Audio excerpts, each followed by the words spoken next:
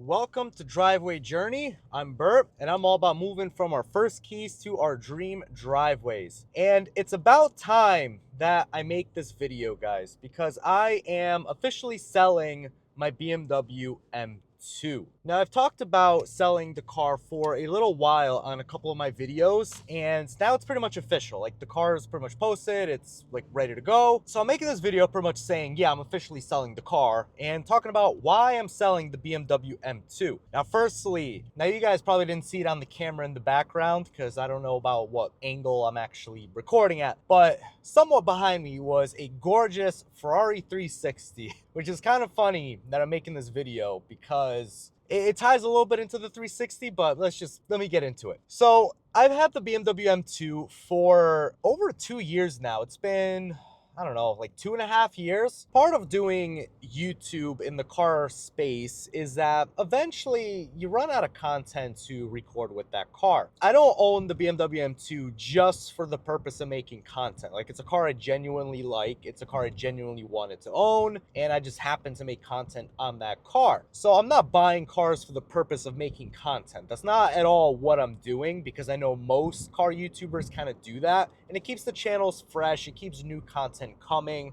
So I understand it, and I'm sure most of you guys kind of understand that as well. Content gets boring after a while if all you're doing is making content on the same car for 2-something years. So from that perspective, it's time for the BMW M2 to go. The bigger reason is that I wanted to pull the money out of the car. I want to put the money into the stock market, at least short term. My long-term plan with that money is it's going to go towards a house. Plain and simple, that's the main reason why I'm selling the BMW M2 is I'm buying a house. I'm in a weird position where, like, I can do a house without selling the BMW M2, but I would rather sell the BMW M2 and put that money towards a larger down payment. Because if you follow the United States housing market, I'm sure you know exactly what the housing market is like. I live in Connecticut. An average house over here is like $400,000 plus. You can find like decent sized like houses for like,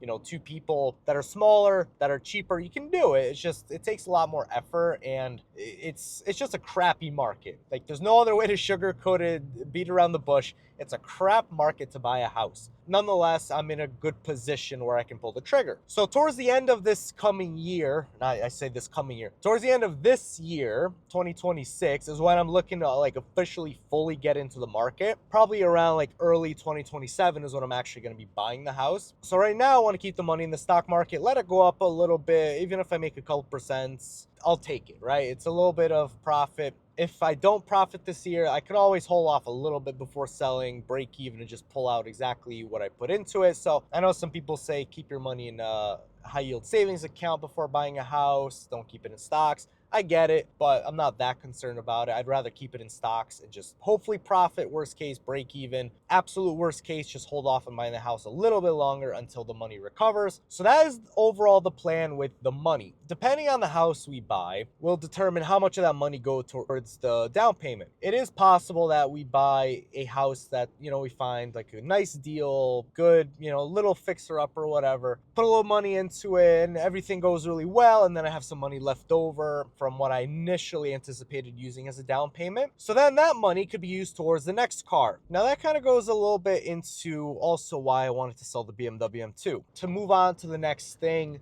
the car has to go. So that's part of, you know, the brand, you know, driveway journey. I'm on a journey from one car to the next, pursuing, you know, my dream driveway. Now that kind of goes into the Ferrari 360 that I was talking about earlier in the video, because I was looking at the prices of Ferrari 360s and what they were going for, and you can start picking up Ferrari 360s in, like, at least in our market, in like the $70,000 range. So like between 70 and 80 for like an early gen F1 transmission. In the $70,000 range, like that's not that bad. Like years ago, I'm like, oh, Ferrari is unattainable. Like there's no possible way, like maybe when I retire one day. And then it's like, yeah, probably by the time I'm 35, I'll probably be able to have the car, which is absolutely wild to say that. Granted, it's like a early 2000s 360. It's not like a brand new, you know, 296 or nothing like that. Still, that is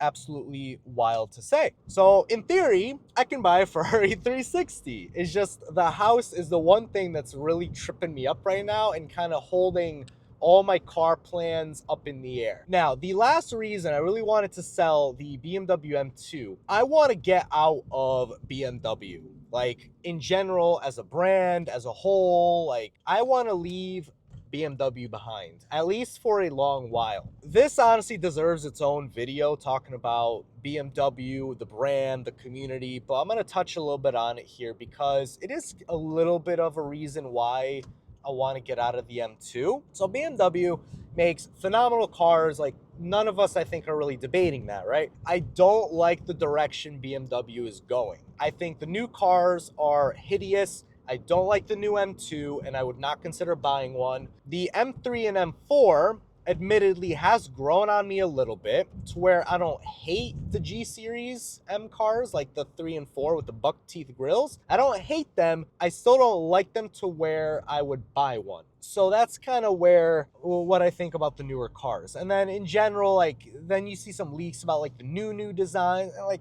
I just don't like the direction BMW is going. And as they say, money talks at the end of the day, right? I no longer want to buy a new model from them. And it's like, I'm in a position now where I can buy a newer or brand new BMW M car, but like, I refuse to because I don't like the direction the company's going with their designs. Older BMWs, like the F generation and back, I do still really like. And the only car I would consider is still the one that got away from me, and that was an Austin Yellow M4 in the spec that I want. That's the only one I would consider one day buying just because it kind of eluded me and I couldn't get one. But besides that, like, I'm kind of done with BMW. The old cars are nice, but I experienced the M2. I experienced the dual clutch, which was really cool. The ZF8, really awesome. The B58 engine, really nice. I had the N55, which sounds phenomenal. I had a manual transmission, which was great. It's time to move on. I like the car, I like the brand, but I don't like where the brand is going. So money talks, I'm no longer going to be buying BMWs. And that kind of brings me to the next point, which is the BMW community. Oh my God, is the BMW community toxic? Now, majority of the people on my channel, you guys, are BMW guys, right? And a lot of you guys that I've spoken with, that I've talked to, that I've, been messaging with, that, I've commented and we have good conversations, like a lot of great people in the community, right? As with every community, there's a lot of great people in there. But as a whole, the community is terrible.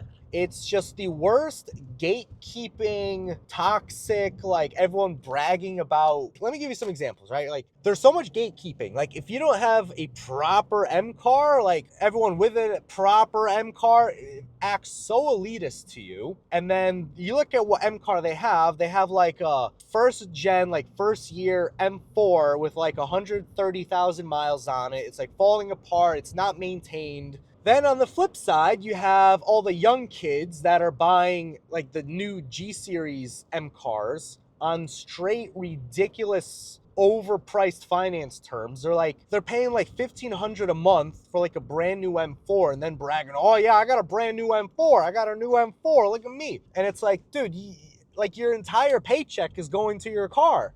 Like, I get it, I'm a car guy, but like, bro, you have to be somewhat rational. Within reason, fake it till you make it. Like, this is the community that BMW has become. It's no longer about how the car drives. It's no longer about, the cool modifications you could do to your car. It's like literally all just become like people barely getting into M cars and then bragging that they have an M car.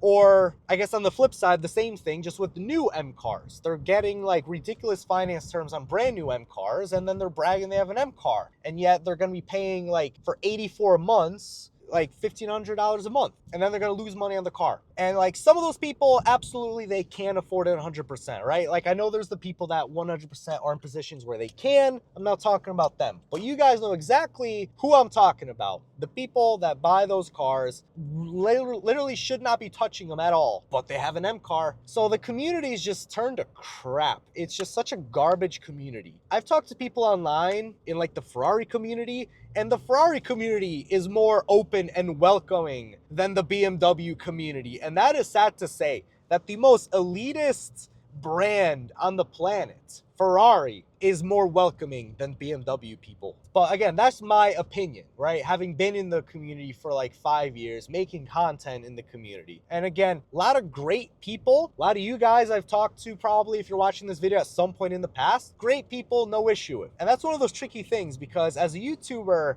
yeah, you want to enjoy your car yourself, but like it's hard to pull you and your car away from the community. Like, yeah, I can enjoy my BMW M2, but to some degree, I'm still tied to the community because I have a YouTube channel. So as much as you want to like be impartial, as much as you want to enjoy the car as your own thing, there's always going to be some little bit of community bias in there, if that kind of makes sense. That's really it. I'm just getting rid of the BMW M2. The time has finally come. It's been such a fun car. I've loved it. It's been great, but it's time to move on. Now, what does that mean for this channel? Because obviously this channel was built on having a nice car and pursuing the dream car, right? It's driveway journey. Well, part of the journey is literally this video right here. Just selling the car. You know, we buy cars, we eventually have to sell them and we have to move on from them.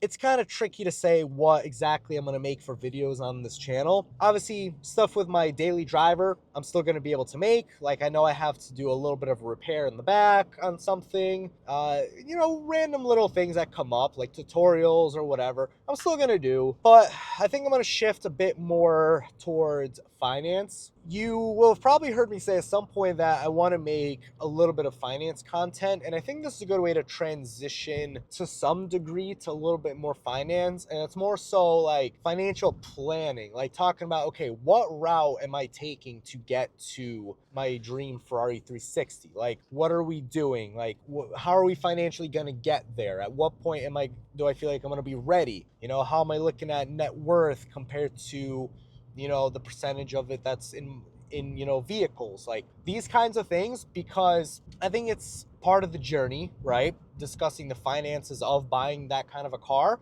The fact is, you have to be financially literate to buy really nice cars, because you have to understand being able to buy, you know, $100,000 car. Like, you have to have your finances somewhat in order to be able to do that, whether it's raising your income, whether it's investing. Like, you have to have some financial literacy.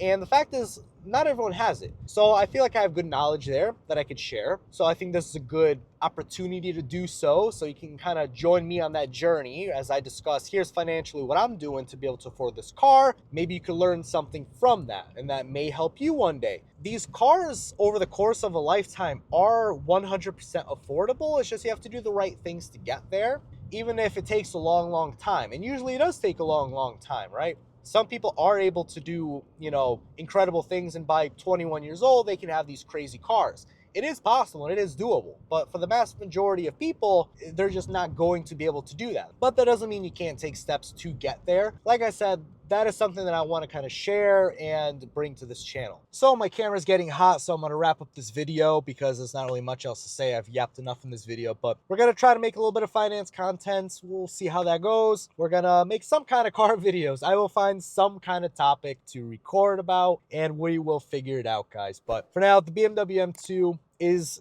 pretty much sitting in the garage getting ready to be sold. Yeah, I'll update you guys once that car is gone. Thank you guys so much for watching my entire BMW journey, even though the BMW journey is now coming to an end. Thank you guys so much for all that time, and I hope you guys stay with me for what comes after. Thank you guys so much for watching. Till next time.